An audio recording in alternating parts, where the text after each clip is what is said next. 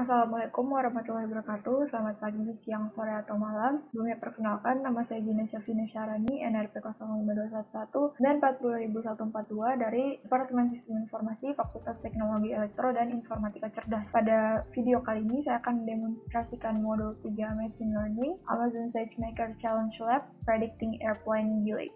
Di sini diskenariokan bahwa kita bekerja untuk situs web pemesanan travel yang ingin meningkatkan customer experience situsnya untuk penerbangan yang delay. Perusahaan ingin membuat fitur yang dapat menotifikasi pelanggannya jika penerbangan mereka akan tertunda karena cuaca saat mereka memesan penerbangan ke bandara atau dari bandara yang tersibuk untuk perjalanan domestik di Amerika Serikat. Kita ditugaskan untuk memecahkan sebagian permasalahan ini dengan menggunakan machine learning untuk mengidentifikasi apakah penerbangan akan tertunda karena cuaca atau tidak. Kita telah diberi akses ke kumpulan data tentang penerbangan domestik yang kinerjanya tepat waktu, yang dioperasikan oleh maskapai penerbangan besar. Kita dapat menggunakan data ini untuk melatih model machine learning untuk memprediksi apakah penerbangan akan ditunda untuk bandara yang sibuk. Dataset yang ada berisi waktu keberangkatan, waktu kedatangan yang terjadwal, dan yang aktual. Dataset berisi tanggal, waktu, asal, tujuan, maskapai, jarak, hingga status penundaan penerbangan untuk penerbangan antara tahun 2013 dan tahun 2018. Dalam aktivitas lab ini, kita akan membuat Jupyter Notebook dengan Amazon SageMaker, lalu membuat dan memuat instance Jupyter Notebook kita. Baik, langsung saja di sini saya sudah menjalankan lab dan mengakses AWS Management Console. Kita akan masuk ke task pertama, yaitu membuat Jupyter Notebook dan Amazon SageMaker. Pertama-tama, kita akan mengunjungi Amazon SageMaker.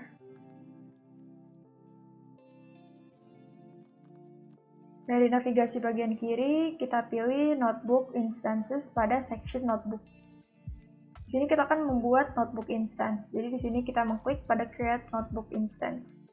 Untuk namanya, sama seperti yang ada di guide, ini my-flight-notebook. Untuk instance type-nya adalah ML.M4 X large.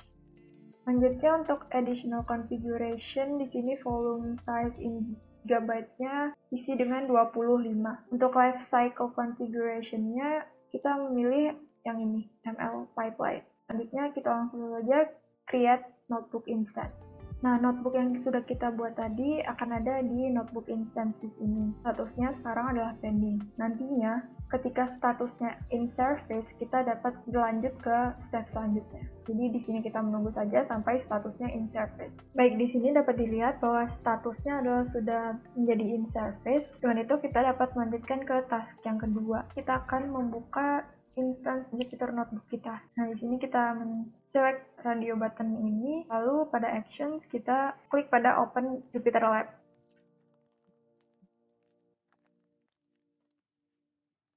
Baik, di sini kita memilih folder en_us.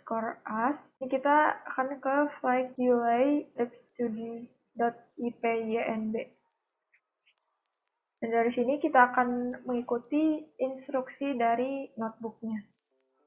Baik, di sini langsung saja pada step 1-nya, formulasikan problem dan data collection. Yang nomor 1 ini, dari dataset yang ada, pola-pola delay penerbangan dapat dipelajari dengan machine learning. Untuk bisnis problemnya itu, customer satisfaction dipengaruhi oleh keterlambatan pesawat. Jadi, tidak ada notifikasi untuk pelanggan atas penerbangan yang delay. Lalu untuk success metrics-nya di sini adalah notifikasi atas pemberitahuan mengenai keterlambatan penerbangan dapat terinformasikan kepada pelanggan. Di chart machine learning output-nya itu adalah mengetahui apakah terdapat penundaan atau delay atas suatu penerbangan dikarenakan oleh cuaca. Selanjutnya yang ketiga di sini tipe machine learning problem-nya adalah supervised machine learning. Untuk yang keempat ini nanti akan kita lihat setelah analisis. Langsung saja kita pada ke setup yang pertama. Di sini kita akan menjalankan sintaksnya. Dan di sini kita akan menunggu beberapa saat sampai di sini statusnya adalah idle. Nah, di sini sudah idle. Jadi code ini adalah untuk mengimport library yang akan digunakan pada step selanjutnya. Baik, selanjutnya langsung saja ke step 2, data preprocessing and visualization. Pada fase ini kita akan mengeksplor dan memvisualisasikan data kita agar kita dapat mengerti data tersebut lebih baik lagi. Baik, langsung saja kita akan mengambil dataset dari public Amazon S3 ke environment pada notebook ini. Jadi kita download dulu file-filenya. Nah, di sini sudah selesai. Ini kita mengekstrak CSV files dari files.zip. Lanjut lagi. Nah, di sini filenya sudah terekstrak. Ini kode selanjutnya. Nah, di sini sudah terdapat beberapa record layout. Ada banyak field di sini seperti year, quarter, month, day of month, dan lain-lain. Ini juga terdapat deskripsinya. Nah, selanjutnya kita akan memuat sampel CSV file. Nah, sesuai dengan hint di sini untuk melihat baris dan kolom dari data frame, kita akan menggunakan fungsi ini. Kita ketikkan fungsinya di sini. Ini langsung saja di run. Di sini pada CSV filenya ada 585.749 baris dan 110 kolom. Ini kita diinstruksikan untuk memprint 10 baris pertama dari datasetnya. Nah, untuk memprintnya, di sini kita menggunakan fungsi ini add dalam kurung x. Jadi x itu sebagai jumlah barisnya. Nah, karena kita ingin mengembalikan 10 baris pertama dari datasetnya, maka di sini kita ganti x sebagai 10. Langsung saja di run. Nah, ini merupakan 10 baris pertama dari datasetnya. Di sini dimulai dari 0 hingga 9. Jadi ada 10 baris. Jadi di sini kita akan mengembalikan semua kolom yang ada di datasetnya. Nah, kita menggunakan ini. Maka di sini kita memasukkan kodenya, langsung saja dieksekusi. Di sini ada beberapa kolom dari dataset itu, ada year, quarter, month, dan lain-lain. Bisa dilihat seperti yang ada di layar. Nah, di sini selanjutnya kita akan mengembalikan semua kolom yang ada di dataset yang ada kata del-nya. Dengan data ini, kita akan bisa melihat berapa banyak kolom yang punya delay data di dalamnya. Langsung saja di sini kita masukkan kodenya. Di sini saya sudah tuliskan sintaksnya, langsung saja di run.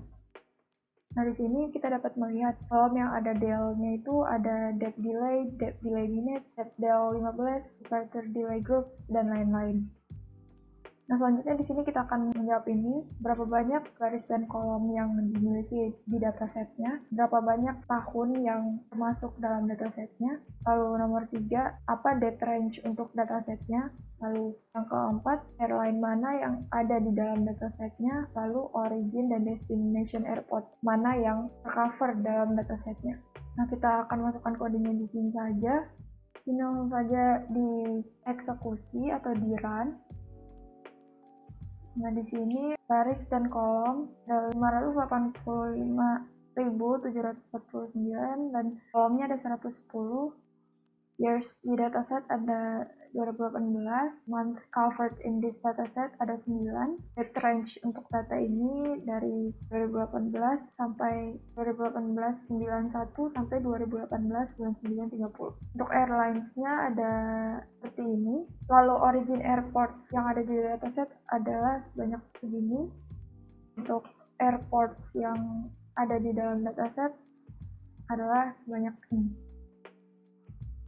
Selanjutnya di sini kita akan menjawab untuk pertanyaan yang ini, jadi jumlah origin dan destination airports. Ini kita masukkan kodenya. Nah, seperti ini. Jadi ini value underscore counts. Di sini dapat dilihat bahwa terdapat 346 rows dan 2 columns. Untuk originnya adalah seperti ini dan destinationnya adalah seperti ini. Selanjutnya kita akan jawab untuk question yang ini. Kita akan mengembalikan top 15 origin dan destination airports berdasarkan nomor penerbangan di datasetnya. Jadi kita menggunakan fungsi ini. Nah, ini adalah top 15 origin dan destination airport dari number of flights yang ada di dalam datasetnya. Selanjutnya di sini kita akan mengkombinasikan semua CSV filesnya. Ini kita langsung run.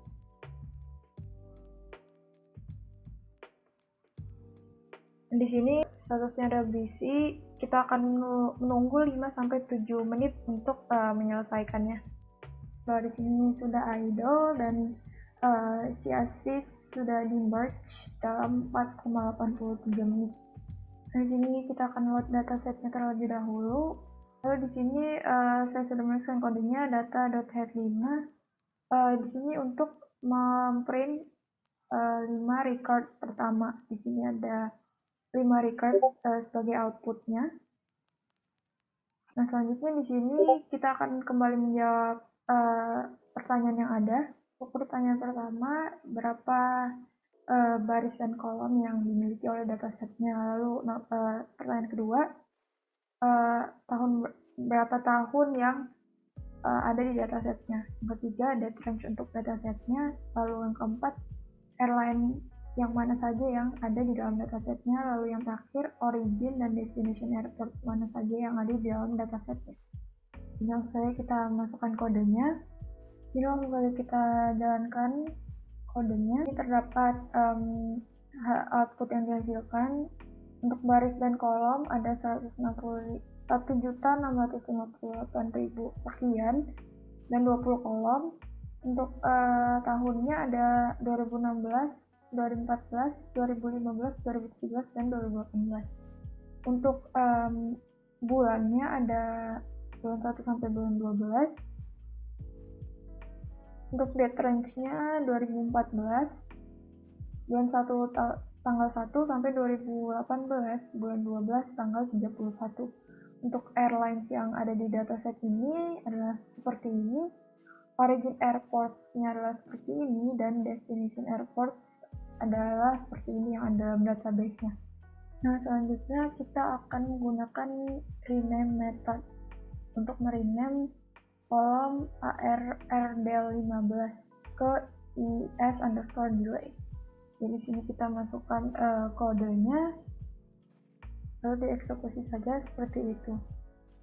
Nah, jadi selanjutnya kita akan menggunakan function isNull. Ini kita akan mencari null di antara kolom-kolom yang ada. Jadi sini kita memasukkan kodenya. Nah, dapat dilihat di sini untuk kolom-kolom yang null. Selanjutnya di sini kita akan remove null columns-nya. Lalu kita run saja query-nya. Di sini untuk kolom-kolom yang null seperti ini akan di-remove. Oke, sekarang di sini dengan kode ini kita akan mendapatkan hour of the day in 24-hour time format. Nah, di sini dapat dilihat outputnya adalah string. Selanjutnya masuk ke tahap selanjutnya. Di sini mengenai data exploration, langsung saja dieksekusi, di run. Nah, di sini terdapat distribusi dari classes yang berbeda, dapat dilihat pada bar plot pada gambar ini. Selanjutnya kita akan masuk ke kode yang selanjutnya. Di sini di run saja. Dapat dilihat di sini untuk hasil visualisasinya. Di sini ada hasil visualisasi untuk month, date, hour of day, day of week, reporting airline, origin, dan desk. Langsung saja ke kode yang selanjutnya. Di sini kita run lagi. Terdapat pula visualisasi data seperti ini. Nah, untuk isi ulang. Selanjutnya di sini masuk ke bagian features. Di sini kita akan melihat tipe spesifik dari kolom yang ada. Nah, saya dieksekusi. Hasilnya akan menjadi seperti ini. Data type-nya adalah object untuk semua year, quarter, month, dan seterusnya. Masuk ke kode selanjutnya. Di sini data.types. Nah, untuk year ini integer 64, quarter integer 64, kalau flight date ini objek, reporting underscore airline ini objek, dan sebagainya. Untuk mengganti tipe kolom menjadi kategori, kita akan menggunakan fungsi astype seperti ini. Di sini coba di run saja. Nah, di sini selanjutnya kita akan menggunakan fungsi getDummy untuk categorical columns yang kita pilih. Ini langsung dimasukkan saja. Untuk kodenya langsung di run juga. Selanjutnya kita akan langsung mengecek nih panjang dari dataset dan untuk kolom-kolom yang baru. Ini kita masukkan data root-head. Hasilnya dapat dilihat seperti ini. Di sini ada 5 baris dan 94 kolom. Selanjutnya kita akan mengecek untuk yang selanjutnya, yaitu data.shape. Di sini langsung saja kita jalankan. Data.shape-nya outputnya adalah seperti ini. Nah, kita sekarang akan train modelnya, melatih modelnya. Sebelum kita akan memisah datanya, kita akan merename is_delay kolom ini menjadi nama barunya adalah target. Kita menggunakan function rename di sini. Nah, di sini langsung saja dimasukkan kodenya. Maka is_delay kolom is_delay ini berubah nama menjadi target. Nah, step yang tadi adalah akhir dari step 2. Sini kita akan menyimpan project file ini ke local computer.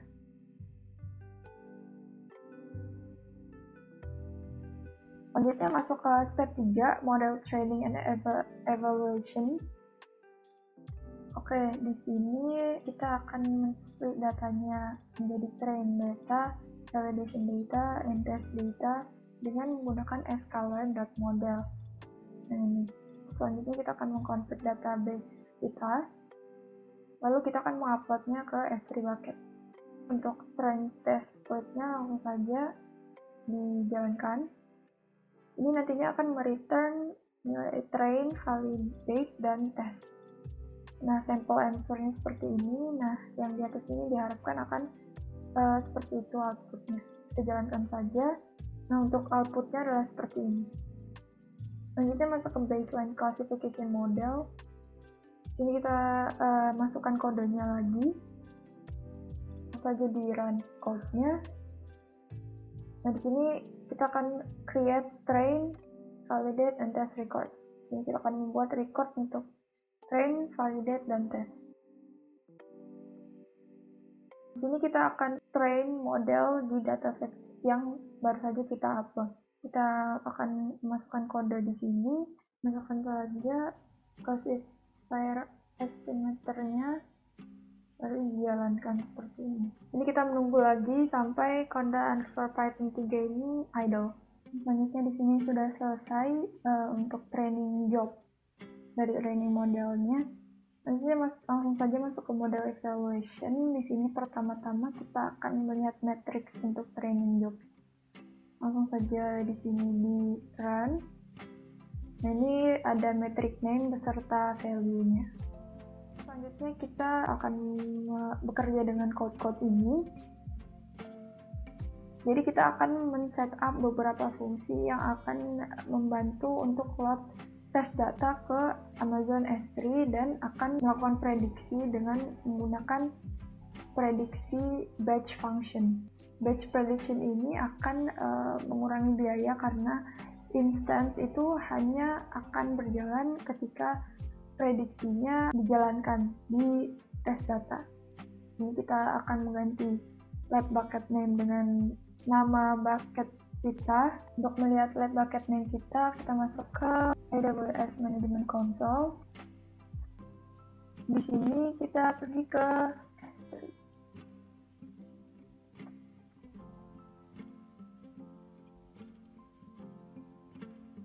Pada bucket SageMaker di copy namanya, lalu di sini dimasukkan namanya. Jangan lupa untuk dihapus hashtagnya, lalu langsung saja run code ini. Jadi kita akan menjalankan prediksi, langsung saja di run. Selanjutnya di sini kita akan juga menjalankan kode ini. Di sini untuk kode yang sebelumnya itu masih berjalan, jadi kita akan menunggu sampai idle lagi. Untuk hasilnya adalah seperti ini. Selanjutnya langsung saja kita melihat plot dari conversion matrix sama various scoring matrix-nya. Ini dijalankan saja. Untuk di sini juga langsung dijalankan saja untuk kodenya. Di sini untuk plot conversion matrix-nya kita akan memanggil fungsi plot conversion matrix pada test labels dan data target predicted dari batch job kita. Jadi kita memasukkan kodenya. Nah, di sini langsung saja kita run. Dan hasilnya adalah sebuah conclusion matrix seperti ini. Di sini di bawah ada predicted class dan di kiri ada true class. Selanjutnya di sini kita akan mengembalikan kurva plot ROC. Jadi di sini kita akan menggunakan plot ROC function pada test labels dan data target predicted pada dari batch job kita. Nah, langsung saja kita masukkan kodenya. Nah, dan langsung saja di run. Di sini akan ada outputnya. Di sini juga ada visualisasi dari curve ROC ini dapat dilihat pada gambar ini. Nah, di sini adalah akhir dari step 3. Ini kita akan save lagi secara lokal file project ini. Nah, lalu kita akan masuk ke iterasi kedua. Di sini masuk ke step 4, feature engineering.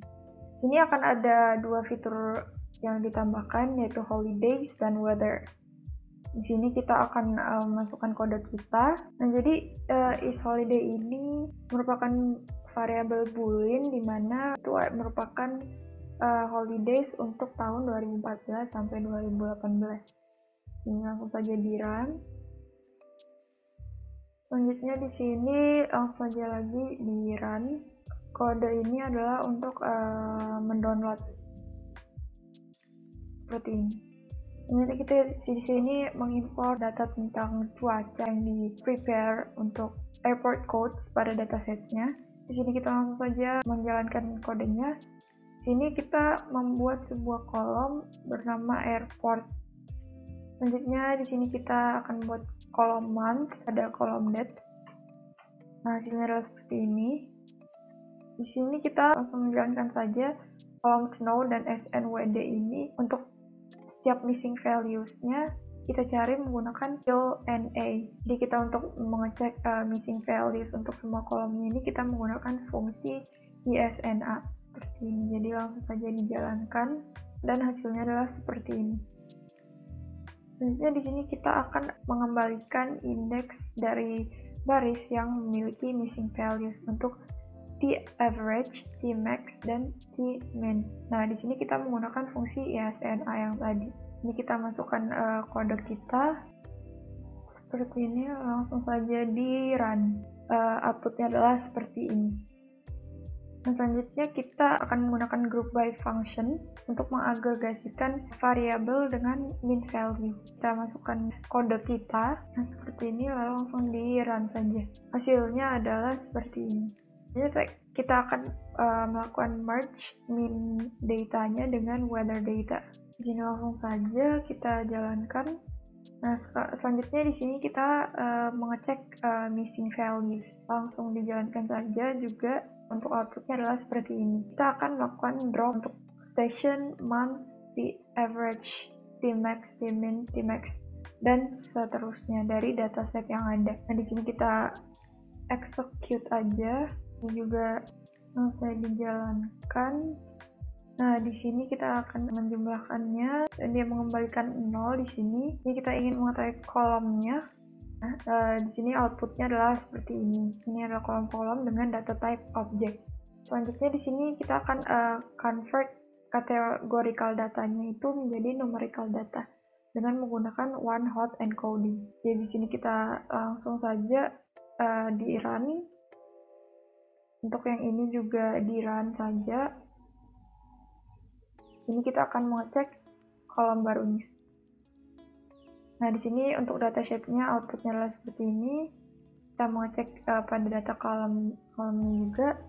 Nah, untuk data kolomnya adalah seperti ini.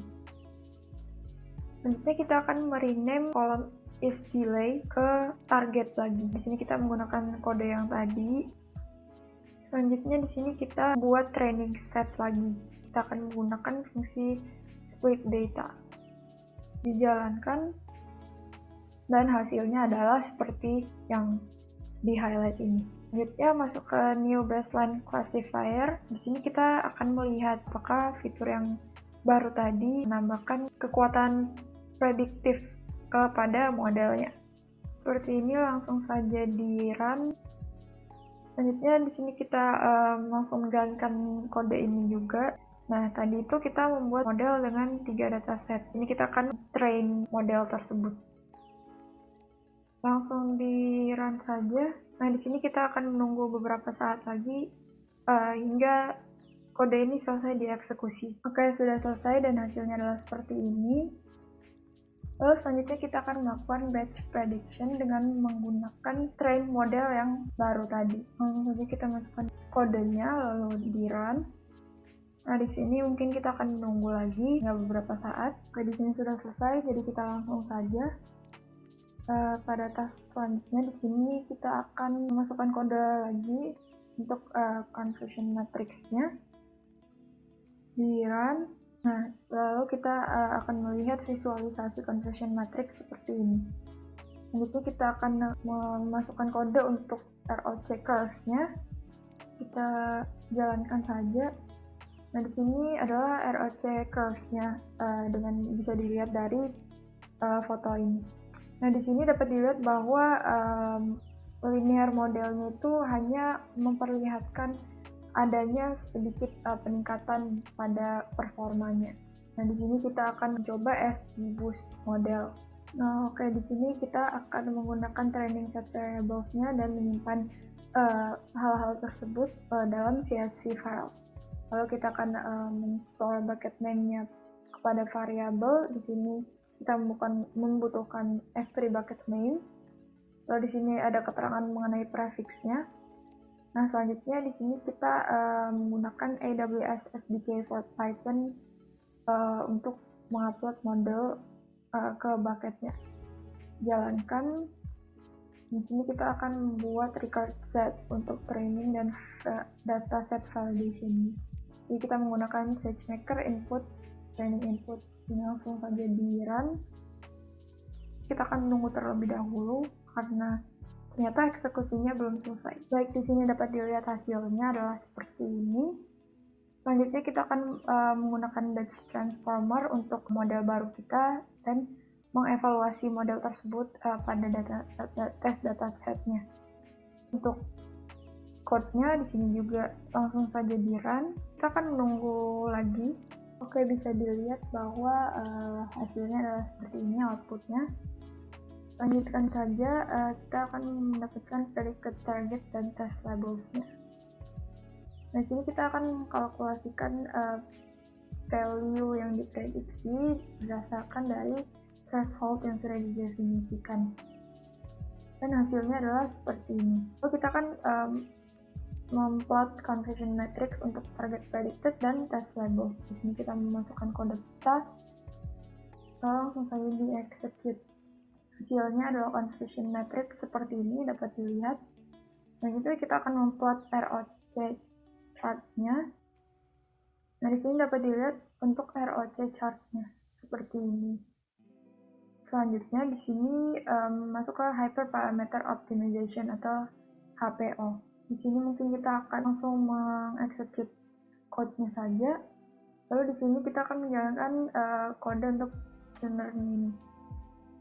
Nah, di sini mungkin akan mengambil waktu sekitar 25 sampai 30 menit. Jadi akan ditunggu saja.